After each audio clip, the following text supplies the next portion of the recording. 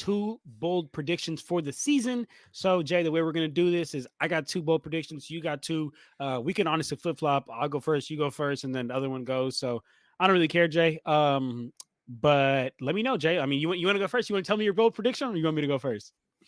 Yeah, I'm gonna go with my top first bold prediction. And I actually thought this before the season, and we kind of touched on this earlier. And I was talking about your Lakers, Jay. I was talking about your Lakers, the new look, JJ Redick, the grit and the level. It's the attention to detail. I could tell with JJ, he's high strung. He's a play by play coach. He's got it. And it could tell right away from the early indications from game one, opening night against the Minnesota Timberwolves, albeit a brand new team. I can tell that they're playing with a different level of urgency on each play. And that's JJ has written all over it. We talked about Darvin Ham, how he wasn't the fit. He wasn't the right coach for them. You get in a new coach in JJ. I'm loving the early indications. But my first bold prediction, Jay, I got, and I don't know how bold as is, but I think Anthony Davis will be, this is his MVP year. And with that being said, I think the Lakers are going to be a top 3 seed in the West. Um, that is my first bold prediction, I love it. and I'd love to hear your thoughts on that. And then, with that being said, I'm adding a little caveat. I do Okay. think they need to add to the bench, but if Rui, what I saw from Rui, how he's playing on both ends of the floor, his level of activity, love the early returns. If you get that if you get that Anthony Davis 80% of the time, it's always a question mark. But I saw a different level of intensity that I haven't seen in a while, and as you know, me being a Warrior fan, I would love to see Anthony Davis, just the ups and downs of his career. I would love to see him get an MVP. That was my first bold prediction, Jay. And then my second one is I still think the Celtics are going. I think they're going to go back to back early returns. I think they're the best team in the league right now. So that's my bold. Those are my 2 bold predictions, Jay. Okay. I like Um, it. I but like it. happy to dive in a little bit Yeah, more let's do it. Let's do it. Okay, on that. let's do it. So the Celtics, I agree. I mean, I agree. Like I said it literally 5 months before the finals last season. I was like, as long as the Celtics have Kristaps Porzingis, they will not lose to anyone in the NBA finals. Like they can switch 1 through 5. They're unguardable. They can do a little bit of everything, and they have literally brought back the same exact roster. So I'd be crazy to not think the same thing. So I do still think, early pick Celtics, and I absolutely agree with that. The Lakers prediction of the top 3, I love it. I mean, shoot, I would love it. Unfortunately, I don't think that is going to happen for my Lakers, only because like when I look at like teams in the West. I mean, I know OKC is finishing on top of the Lakers. I think that the Nuggets are going to finish on top of the Lakers. And then another team that I really think is going to actually take a jump this season, this team in the offseason. I mean, in the one another team that I think is going to take a jump this season. That was a hard one to get out, but is actually the Phoenix Suns. Is the Phoenix Suns, and the reason why is because bringing in Tyus Jones, like that was their biggest problem. Like Devin Booker was having to run point guard book last season, and don't get me wrong, it works. He's a great player, but that's not what his natural position is. His natural position is at 2. Is like he needs to just get the ball in the half court set and just worry about going to work, not creating for the team, not facilitating. And now you bring in Tyus Jones, who can just worry about facilitating, worry about create playmaking for KD to get KD and book easy buckets. So I think like even just those top 3 teams, and then we haven't even got into the Mavs, we haven't even got into the Timberwolves or the Pelicans. That I have a take on the Kings a little bit later. I'll get on, but essentially I say that to say that I would love it, and I see what you're saying, and it all makes sense. With JJ, with Anthony Davis or whatnot. But I think with how packed and competitive the West is, and on top of the fact of like Anthony Davis played 76 games last year, and I give him all the credit in the world. I'm the first one to give him credit, but I'm also the first one to say we can't disregard the 9 years before that, though. We just can't sit here and act like he wasn't injury prone the 9 years before that. Maybe that's one off. Maybe that's one year he's able to stay healthy. That's great. I would love it if it's every year, but like I would if I'm a betting man, I would have to bet that he's going to go back to what the other last 9 years of his career has been. I hope not. So I say that to say that I don't think we will be able to finish as a top 3 seed, but I love the take though. As a Lakers fan, I love it. Yeah. I'll tell you that much. Yeah, no, I definitely hear that, and that's why it's a bold take. But from the simple fact that if we get, a 70, well, what's the qualification now? Yeah, 60. I think it's 67 games to qualify for All Mhm. NBA and all the awards. If we get like 70 games from AD, he still's got a chance at MVP. But with that being said, it's for the Lakers. The only reason I see them not getting a top 3 seed is because of the health of LeBron, him being close to 40 now, and 80 as well. But I think they have the tools to compete. Like, because personally, I think Minnesota's going to regress. They have a lot. They have a lot to work out in terms of the pecking order and how the offense is running. Julius Randle is a ball stopper, way completely different game from what Cat does. He can spot up, he can space the floor. He's not going to stop the ball like Julius Randle. You even saw that in game one. Yeah. Um, just the flow of their offense was way off. So Stop. that they're gonna. So I think they're taking a step back. I agree with Phoenix, although their defense, they still haven't solved it on the defensive end.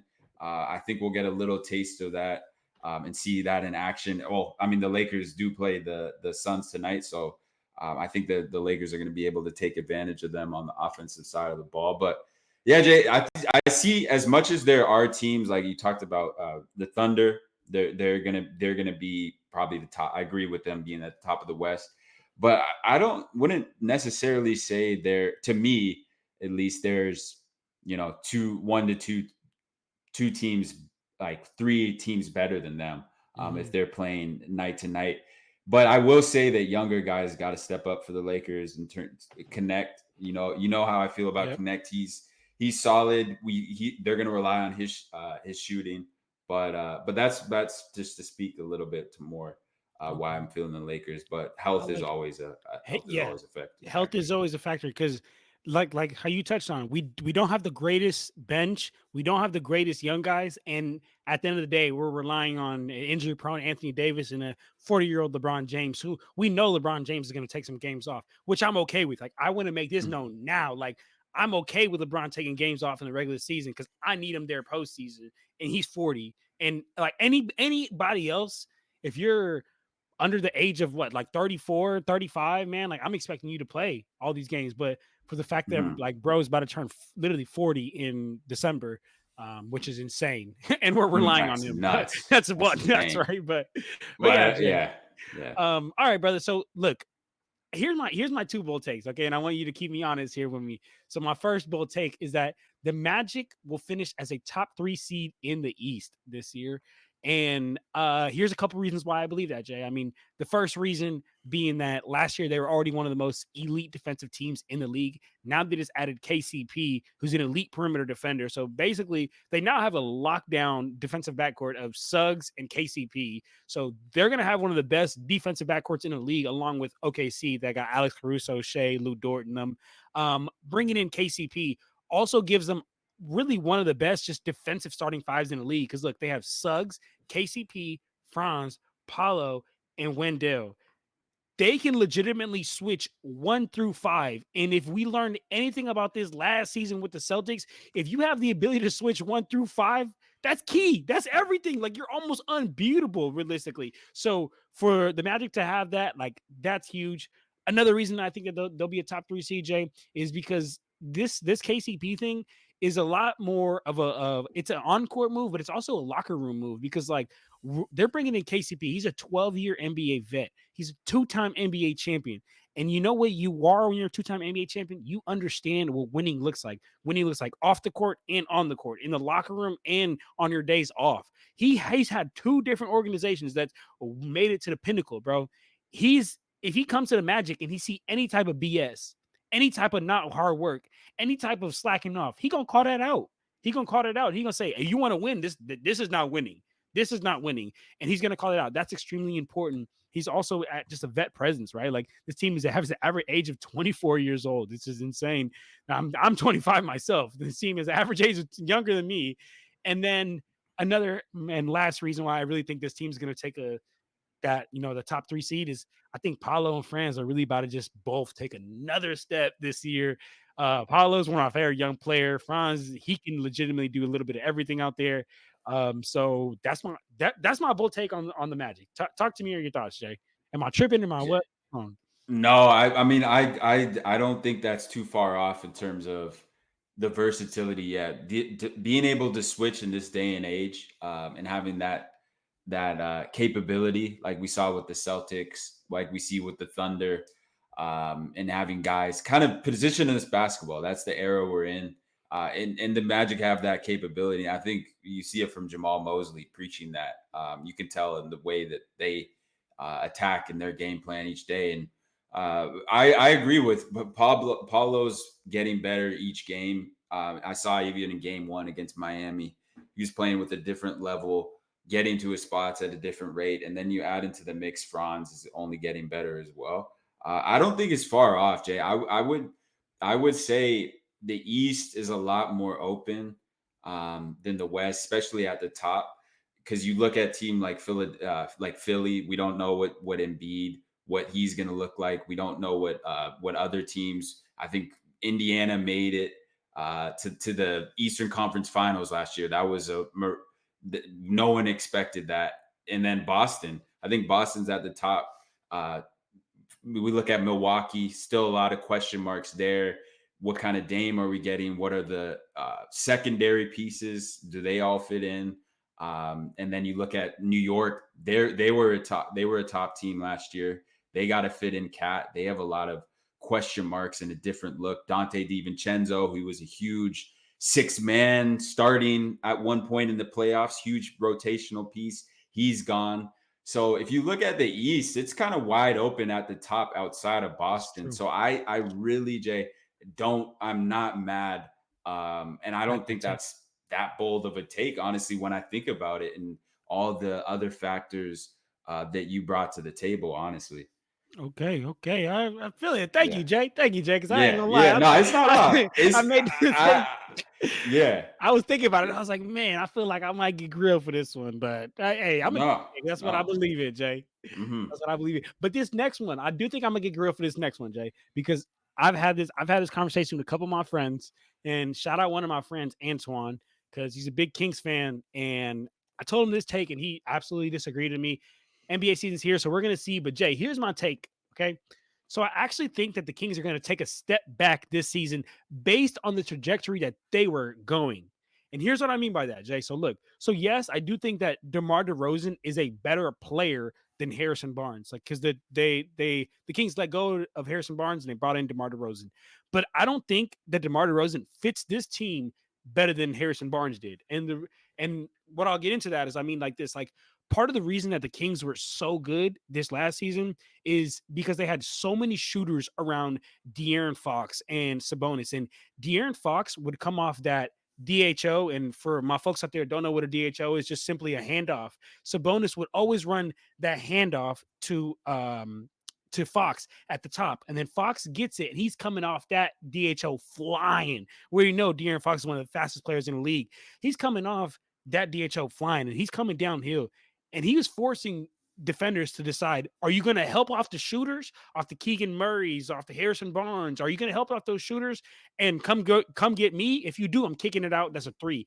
If not, I'm to the hoop. Like that's really what the pressure De'Aaron Fox and the shooters were able to put on the defense. Now you take away one of those shooters in Harrison Barnes and you add in DeMar DeRozan.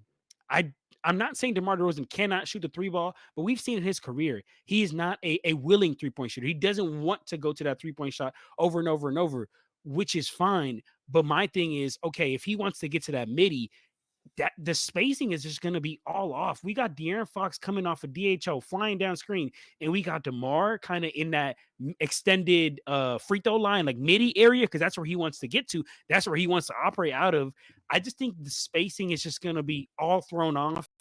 And then the other thing I do think with this is that like the trajectory that the Kings were going, bro, like Keegan Murray was just getting better and better and better every year and every year. And the reason why he's getting better, go ahead and look on Basketball Reference. He's just getting more shots and more shots and more shots and more shots. But now with DeMar, who DeMar DeRozan is a better player than Keegan Murray, like to this day, he absolutely is, and he should get more shots than Keegan Murray. But it's derailing the growth of your team. It's derailing the future of your team. Derailing the growth of Keegan Murray. So I say all that to say, like, I don't think DeMar DeRozan is just going to sit behind the 3-point line and wait for a De'Aaron Fox kick, passing kick. You know what I'm saying? So I just don't. I don't see how the Kings are going to get better from where they were already going. I think another year of continuity would have been great. Keep running that system would have been great, but I don't know, man. I don't know if they're going to get better than what they were doing. Yeah, yeah. Spacing is everything in as much as versatility, switching. We talked about that. Spacing is everything in the NBA. Allowing your guys to get to their spot. So DeMar is a mid-range guy. I mean, probably God, one of the yeah, best mid-range players of all time, and he can get to his spot. But at the same token, he's not the 3-point shooter.